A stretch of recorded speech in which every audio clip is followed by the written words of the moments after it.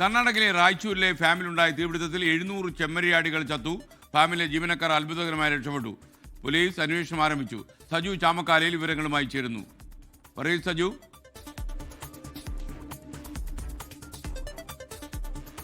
ഇന്നലെയാണ് ഇത്തരം ഒരു സംഭവം ഉണ്ടായിരിക്കുന്നത്. 700-ലധികം ആടുകളാണ്, ആട് ഫാമിലാണ് ഇത്ര വലിയൊരു തീപിടുത്തം ഉണ്ടായത്. 700-ലധികം ആടുകളാണ് ചത്തത്. ഇതുമായി ബന്ധപ്പെട്ടുള്ള അന്വേഷണം പോലീസ് ഇപ്പോൾ ആരംഭിച്ചിരിക്കുകയാണ്.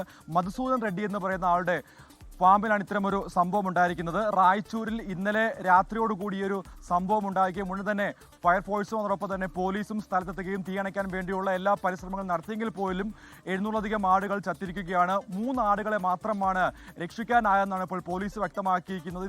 ഇത് എന്ത് കാരണത്താലാണ് ഈ ഫാമിങ്ങിന് വലിയ തോതിൽ തീപിടുത്തം ഉണ്ടായതെന്നുമായി ബന്ധപ്പെട്ടുള്ള അന്വേഷണം ഇപ്പോൾ ആരംഭിച്ചിരിക്കുകയാണ്. പ്രത്യേകിച്ച് ഈ ഫാമിൽ ഉണ്ടായിരുന്ന ജീവനക്കാർ അവർ രക്ഷപ്പെട്ടിരിക്കുകയാണ്. വലിയൊരു തീപിടുത്തം ഉണ്ടായിരിക്കുന്നത്. ഈ മേഖല എന്ന് പറയുന്നത് വലിയ ഫാമുകൾ, ആടുവളർത്തൽ കേന്ദ്രങ്ങളൊക്കെയുള്ള ഫാം ഏരിയയാണ്. അത്തരത്തിൽ ഒരു ഫാം ഏരിയയിൽ വലിയൊരു തീപിടുത്തം എങ്ങനെ ഉണ്ടായി, ആരെങ്കിലും കത്തിച്ചതാണോ എന്നുള്ള കാര്യത്തിലടക്കമുള്ള അന്വേഷണമാണ് ഇപ്പോൾ പുരോഗമിച്ചുകൊണ്ടിരിക്കുന്നത്. വലിയൊരു നഷ്ടമാണ് ഈ ഇദ്ദേഹത്തിന് ഉണ്ടായിരിക്കുന്നത്.